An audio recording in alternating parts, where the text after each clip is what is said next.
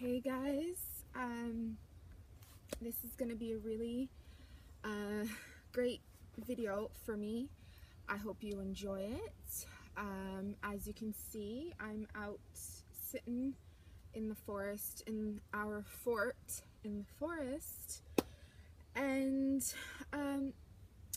I decided to share beautiful photos, old photos of my family, my ancestors, from my mother's side as well as my father's side, to share it with you, to kind of go back and to relive certain photographic moments.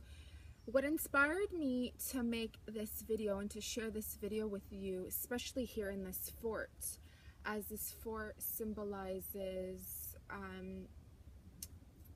healing, Mother Earth, being out in nature, healing ourselves, being in touch with the past, present, future, our ancestral lineage, and so on. But last night to this morning, I had a dream. I was visited by my mother's ancestor, and it was of a strawberry blonde, red-headed male who's a little older now from the photos that I'm going to be showing you, but I realized he was visiting me, and this person has not passed. He's still alive, but his spirit was coming through to me. I feel as though to share a message with the world and with the people watching me here on YouTube, on my community, more about my family and my ancestors.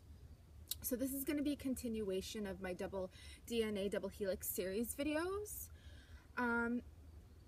And if you can remember, or if you go back and watch the series, a few of the series, you'll find that I do talk about my great-grandfather, Khurzo the Fedai, my mother's grandfather, who's my mother's father's father. There's mosquitoes here, eh?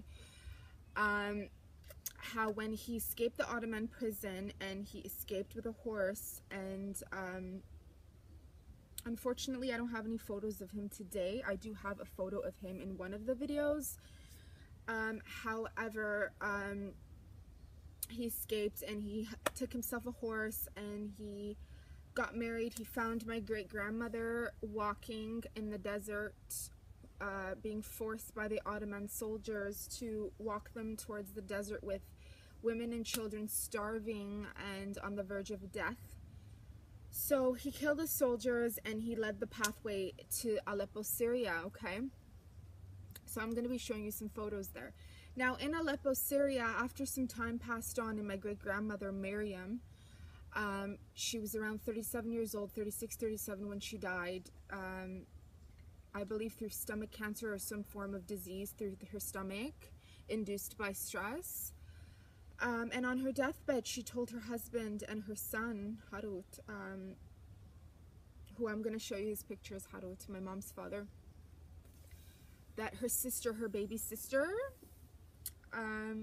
is still alive. So it wasn't until a few years later or a few months later, I can't remember exactly from the story, that my great-grandfather Khurzo was passing through the streets in Aleppo, and he found his wife's baby sister, who had been tattooed all over her body, was married to a Zionist, Turkish Zionist, and had a son named Isa, who moved to then after Germany and married a German girl, and now he's a very famous naturopath, medicine. He works with natural medicine. He's a healer. He healed his mother until she died, until she was 107 or 100, a little bit older than that. But he kept, you know, working with her, and it was him who came through to me in my dream this last night to this morning. So Isa, if you're watching me, or if your kids are watching me, I love you. Thank you for the messages. So I'm going to come a little bit closer, because if I show you some pictures from here, you're not going to be able to really see.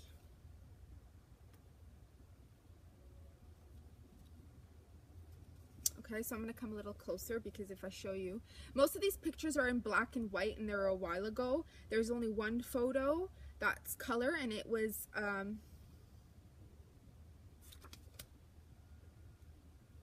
believe the 70s, could have been the 60s, but you can't really see it from here, so I'm gonna have to come really close. Okay, I don't know if I can sit on anything here. That's my owl. And my friend Christine, we went to go watch X-Men the Apocalypse on Tuesday, and she brought me a little Archangel Michael for protection. And it's funny because I got a goddess here with a sword. And then there's my snake. Everybody always asks me to see this, This is my snake with my dagger. Anyways. Okay, guys. I think I'm gonna sit here. Try to get somewhere to sit properly. There's just, I'm not wearing any insect repellent stuff, so I'm just gonna sit here and show you guys some of my family. This is gonna hurt my bum because of the way I'm sitting. So guys, this is my mom's uncle. That's him. His father was that Turkish Zionist. Please guys, you have to go watch the series to understand what this is all about, okay? He became the naturopathic. He's really well known in Germany. So his mother is Armenian, but she believes she was like Turkish, and her whole body was tattooed with like Turkish symbols and stuff. Like, she was basically taken in by an Arab merchant and raised as his own, and then he sold her to a Turkish Zionist. She was about like 12 years old and he was like 47. And then this is his German wife. So that's them just hanging out.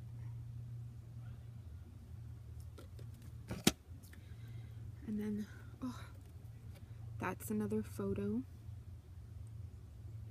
I'm going to show you guys a bunch of photos. Some of these names, this is July 7, 1974. Some of these names I don't know, but I know they're my family. So this is my grandfather's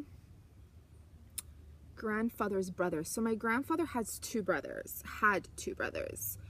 One of them was Krikor Hotoyan. Harut Hotoyan was my grandfather, my mom's dad. Krikor Hotoyan, who, if you Google search him, you will find. He wrote books about our ancestors and the Fedais, as well as that their family comes from Sasun, the Batman province of Anatolia, known as today. Well, this is his brother. Can't really see, eh? Oh gosh, wait a second. It's not clear. So that's him. This is him again. Looks like he's working on some sort of telecommunication or machinery. And this was 24/8/1988. No, this can't be 1988. 1950. I can't read that. 1958. Speaking of Christine, she's calling me.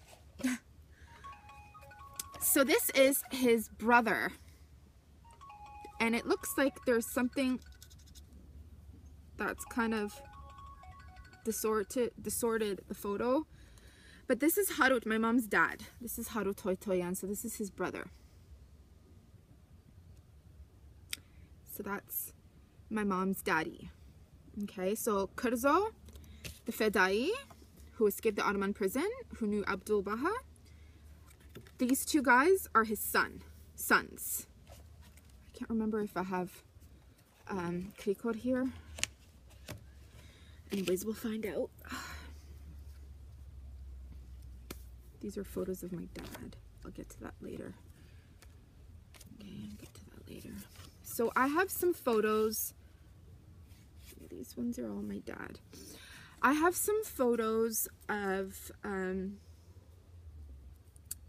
in Syria. So in Aleppo, Syria, and as you can see, the Arabic writing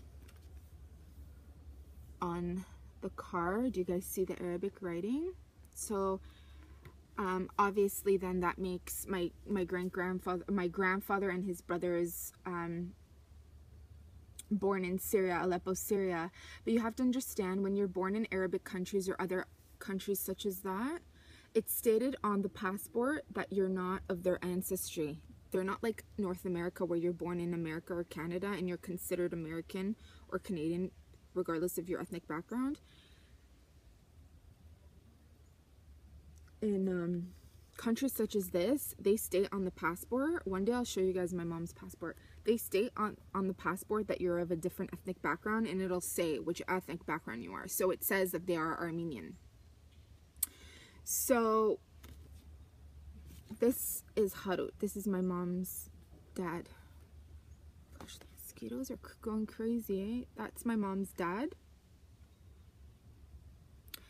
And it's a studio El Ahram Nubar, Aleppo, Syria. So if you guys can see that, it looks like it's been ripped up. I just wanted to share these photos. So there's more photos of them, okay? I have to really sit down here because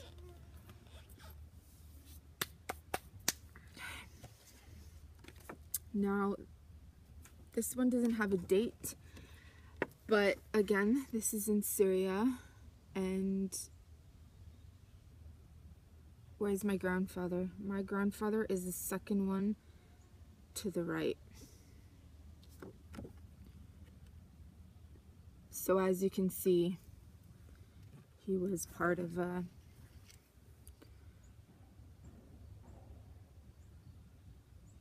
generals, and you know, and all it says is 40 for some reason.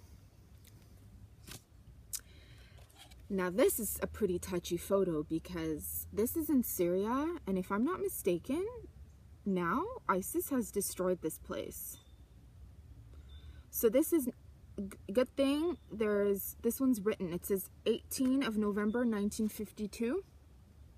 Then it says 6 on there for some reason, and it's funny because we're in the 6th month, and 6 is all about balance of a community, harmony, family, beauty, Venus. Funny, eh? So 18 of November 1952. Then again it says Aleppo, Syria. And fascinating, eh? These old pictures. Wow. It's like, I swear, like he was telepathically speaking to me, my mom's uncle, and then I just magically found this. I just went and searched for it. This is one of my mom's families. And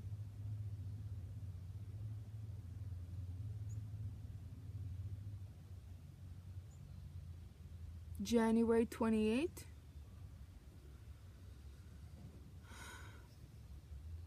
Just showing you guys some family. Okay, so, you know, I got my hands on some of these photos. Oh, and one more photo. This is funny because somebody did this, and it's probably one of my uncles, like, having a laugh. So guys, don't take this offensive. Anybody who doesn't quite understand the actual symbol of the swastika, even before the Holocaust or anything of that nature, it was part of Indo-European culture, the swastika. It was in the Armenian culture, in the Celtic, as well as the Hindu. Okay, so the Armenian culture, especially the Western Armenian, is actually very similar to the Sanskrit. I'm not talking about the modern language that's spoken by the Indians right now of today. I'm talking about the Sanskrit language, okay? So look at this. Somebody drew that.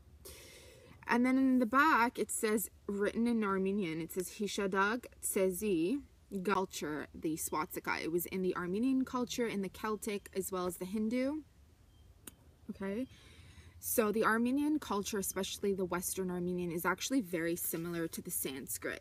I'm not talking about the modern language that's spoken by the Indians right now of today. I'm talking about the Sanskrit language, okay? So, look at this. Somebody drew that. And then in the back, it says, written in Armenian, it says, Hishadag Tsezi Garbis Tatoyan. So his name is Garbis Tatoyan. 10/8/1970. And then in the back, it shows the Armenian Hayot. Sorry, the bugs. Hayota. I can't say it well.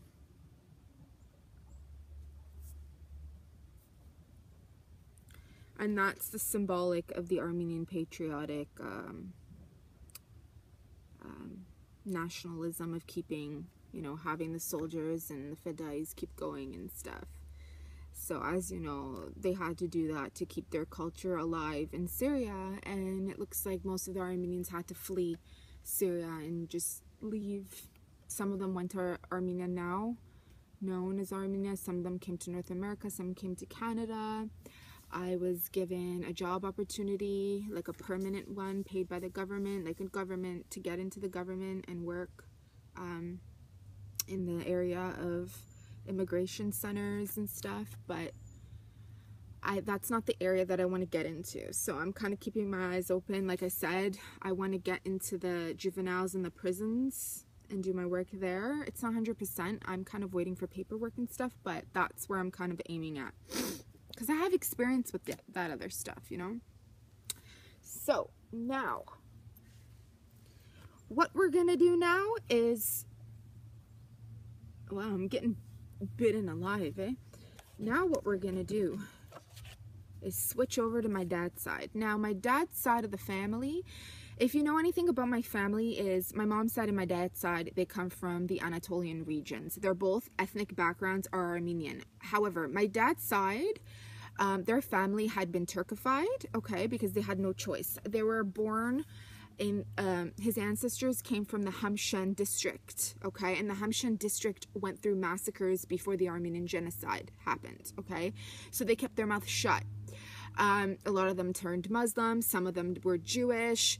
My dad's family stayed the way they were, but you know, they also did a lot of, it doesn't really matter, but they had to keep their mouth closed and marry their own family, like cousins and stuff, to keep their family bloodline together, okay? Because the government would go and visit homes and like tell them, if you don't lose your language and put up the Turkish flag in your homes, we're gonna burn your family, okay? And anyways, a lot of it did happen. So my dad was a Hamshan Armenian, and that's near the Black Sea. And there was kingdoms too in the Hamshan district. There's a Hamshan castle and princehood, you know, and kingdom. And then my mom's side was from Sassoon, okay, but they're still both, you know, in those areas. And then Sassoon as well as Marash. But anyways, so this is my dad's side. Well, this is my dad when he was really young. So my dad, he wasn't really taught about his Armenian heritage. His family, they used to speak Turkish at home. So it wasn't until he really met my mom and my mom's side of the family where he started really saying that he's Armenian and learning more about his culture, and then, you know, joining political groups and started leading his own community of, like, you know, Armenians and such like that. But it wasn't, he couldn't really understand. So his father was in the army. My grandfather, his name was also Ghazaros. His name was Ghazaros. And my mom's grandfather, my great grandfather's name was Ghazar, but they would call him Kurzo. And so my dad's name was Ghazaros. So he was in the Turkish army, okay? Now, you don't have a choice. Whatever country you're born in, you join the army. So from what I remember when I was little, he died in 2009 or early 2010, and my dad died shortly after, eh? He was a very quiet man, very disciplined. If I knew anything about him, he was very, very disciplined man. Hardly spoke, but when he did, it was staggering. And I think my dad got that from him. Just the things he would say, and, you know. I need to sit for a bit.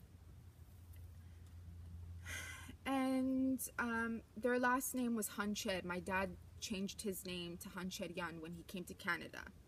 So Hanched in the Turkic language is dagger. It's a curved dagger. So originally, you know, going back to hundreds and hundreds of years earlier, his side of the family, they didn't have that Hanched because Hanched is Turkish. It was an Armenian name. But as you are born into those countries, the government makes you change your name, okay? So, you know, same goes with my mom's dad's side. You know, his last name was Hotoyan, but Hoto was his father's name, which was Harut, and he named his son Harut. And like that, remember how I said to you guys about Vlad the Impaler Dracula video that I made about documents and papers that's written in Latin, but it's like a Turkish Latin. It's not the same. In Arabic, about land and such. Well, the last name wasn't quite Hotoyan because their father and their father and their father, it was the way they would do it is when you're born, your last name would change. It's kind of complicated, but that's how they did it in the village. But anyways, I want to show you a photo of my grandfather. Oh, so my dad, you know, he traveled, he left the villages. He didn't join the army because he wanted to really get into learning about his culture. Okay, so it wasn't until in the video talking about my dad and his family where I realized the camera went out. So I had to come back in and upload the first half of the video to my channel in order to attach this one now to that, okay? So sorry about that, guys, for the background. I was hoping to do this in the fort, but there's not much I'm going to be talking, okay? So I don't remember exactly pinpoint what I was saying about my dad, but he left the village that he grew up in, where they were, like I said, my dad's side of the family, they were Turkified Armenians where they would speak Turkish at home. Just a few words of Armenian, but because my dad wanted to pursue his intellectual side and learn about his heritage and his ancestry, he didn't join the army at a young age. He traveled from elementary school, actually around 14, even younger. He traveled to Istanbul and enrolled in an Armenian school, met some Armenian friends, and then slowly started telling people that he's Armenian, okay? So he learned the Armenian language, he learned the history, he learned how to read and write, and then it wasn't until, like I said, my dad's last name was Hanched, and Hanched in the Turkish language means dagger. So the Ayayan, he did not have Hanchedian. His father, he did not have a Hanchedian, it was a Hanched in the Turkish language. Why did they have a Turkish last name? That is because during, even before the Armenian recent genocide, when the Ottomans were invading the area, the Anatolian regions, from like the 1500s to even before, the Armenians there were, they would come into their homes, they'd, you know, knock on their door, the Ottoman soldiers, and force the Greeks and the Armenians to convert to Islam, remove their culture, put in, you know, things like that. So they just kept it quiet that they are the Armenian culture. So even growing up when I was a little girl, I remember, you know, my grandfather and my grandmother, my dad's side, they spoke a lot of Turkish, but it wasn't until like I started getting a little older where they all started adapting more of the Armenian culture, okay? Or the language, sorry. So before we continue with pictures of my dad and when he was young in elementary, or when he was in high school, and then afterwards, my dad's side, I have a few black and white photos. Why I chose to wear this is actually handmade. My grandmother Lucine, my mom's mom, made this, and we've kept it. And I wanted to wear it as a tribute because she was a shaman. I never met her. She died when she was 52 of a heart attack. She died, and if I'm not mistaken, in the hospital, they gave her the wrong medication. She was just having a heart attack, or, you know, when they gave her the wrong medication, and she just died. Her heart was weak and stuff, so, yeah. And also because she had 11 kids, and she had so many miscarriages, she only had, like, 6 of them survived. So, anyways, let's continue with this. I'm just kind of drinking coffee, and my legs are all butchered with, like, red mosquito bites everywhere. If you guys see my legs, you're gonna laugh. So, here's some cute photos. This is my dad and his friends. I'm guessing in a park. They used to get together a lot, and even when he came to Canada, when he joined all these groups and communities, they would get together a lot. It doesn't say anything behind, unfortunately, but, and there's a glare from the sun, eh? But that man right there, that young man, is my daddy. My dad's name was Harant, and in English, Harant is Grant, and in the Armenian language, Harant means fire. So that's my dad. He has his hands in his pocket. Another photo that we have here with the group.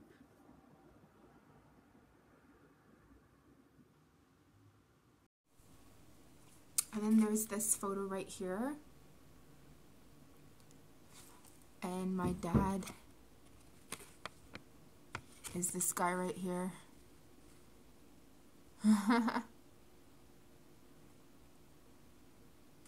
And in the back, there's some Turkish writing.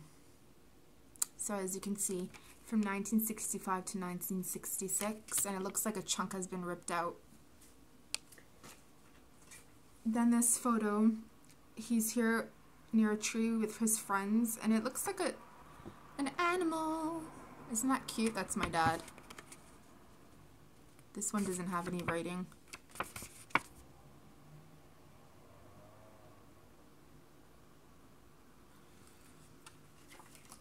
This is my dad and his sister, one of his sisters. He has 2 sisters. One still lives in Turkey. The other one lives here. That's my dad. He's like, I'm a big shot. And then this is my dad's father. This is Lazaros. He was pretty handsome when he was young, actually. And it just says... No, it doesn't say much. It doesn't say anything. So that was him when he was young.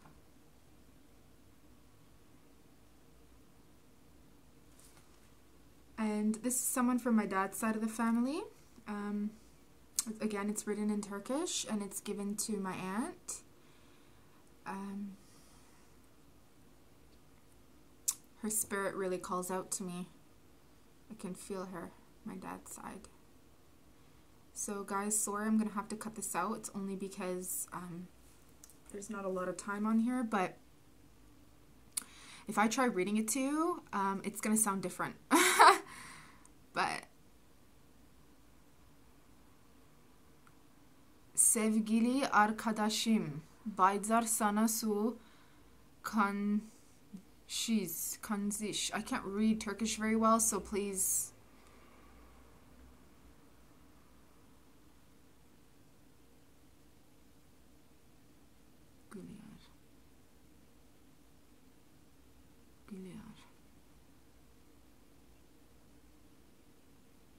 I don't know, it's feeling pretty heavy. I don't think I should be sharing this, but the message, it's signed.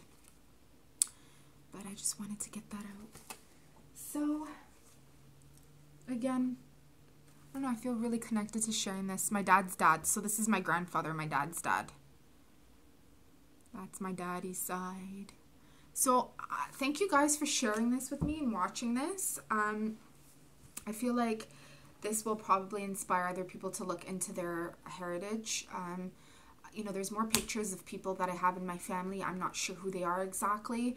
But these people, of course, most of them I know.